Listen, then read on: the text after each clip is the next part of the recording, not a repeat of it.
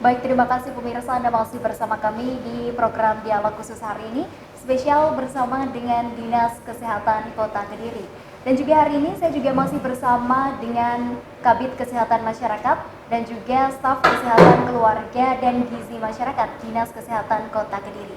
Bu, kita akan membahas atau mengulas lebih dalam lagi ya terkait dengan Gemah Gibah, atau ini merupakan salah satu program dari pemerintah Kota Kediri melalui Dinas Kesehatan untuk menekan dan menurunkan angka kematian ibu dan bayi di Kota Kediri.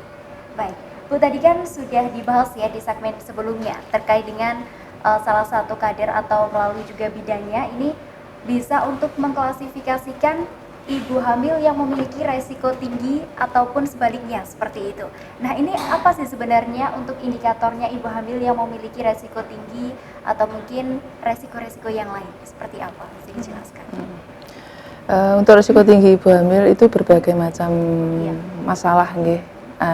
Istilahnya kalau kita men-skor itu ada program scoring ya, scoring dari Bu Cirohyati itu berbagai macam, mulai dari skor awal itu yang tidak ada risiko itu 2, nggih.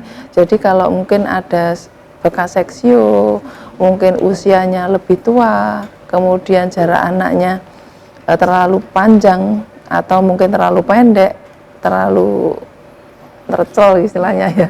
Kemudian lagi mungkin dengan penyakit tertentu, misalnya ada hepatitis, HIV. Nah, itu ada skor-skor tertentu di situ. Nah, dari situ kita ada 3 macam, dari hasil skor itu nanti kita golongkan merah, kuning, dan hijau.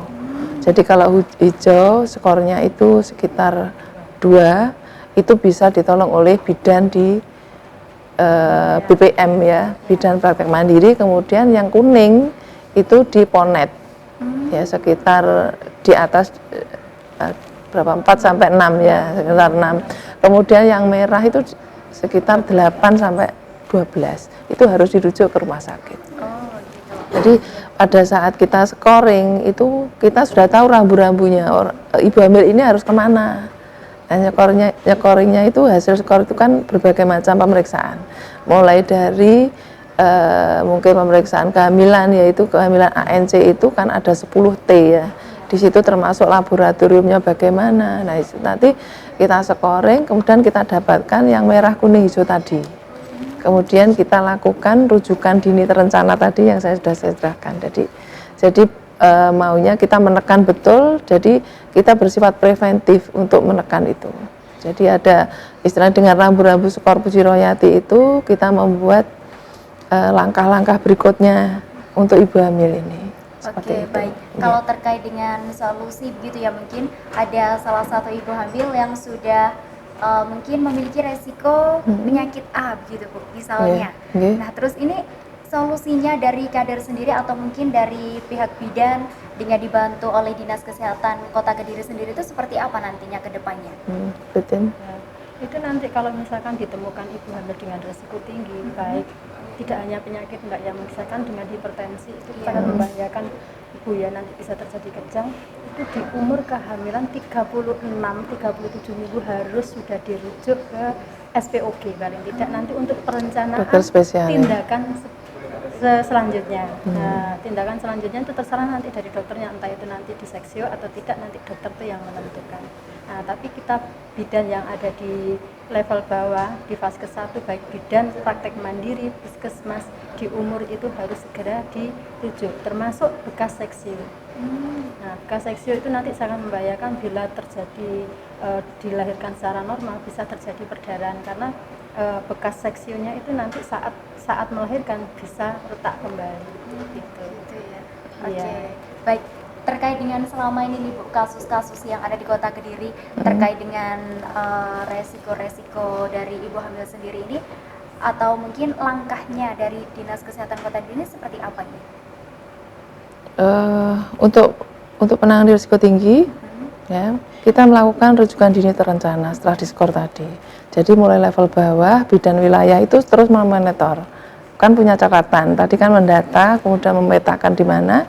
Nah, kemudian setelah memonitor itu mereka melakukan langkah-langkah, misalnya kita memiliki juga kantong-kantong persalinan. Jadi ada perkiraan persalinan, kira-kira ada seorang ibu dengan penyakit tertentu atau dengan risiko tinggi tertentu di tanggal berapa, nanti sebelumnya harus kita awasi dan kita tata supaya ibu ini betul-betul tertangani sampai ke rumah sakit seperti itu. Baik. Oke. Terkait dengan tanda bahaya ibu hamil sendiri nih, seperti apa ini Bu, bisa dijelaskan? Oh ya, mungkin ya kalau tanda bahaya misalnya pada saat hamil, ya pada saat hamil dia mungkin pusing, ya pusing, kemudian ada tensinya meningkat. Karena tensinya meningkat, kemudian kalau di laboratorium mungkin albumin dan reduksinya itu juga meningkat, ya ini gejala preeklamsi istilahnya, yang kejang itu. Nah ini sangat berbahaya, itu berbahaya bagi ibunya, juga berbahaya pada janinnya, seperti itu. Nah risiko ini salah satu risiko. Kemudian ada yang bahaya lagi pada saat hamil, ibu ini kok perdarahan. Nah darahnya itu dilihat dari warnanya, oh merah segar.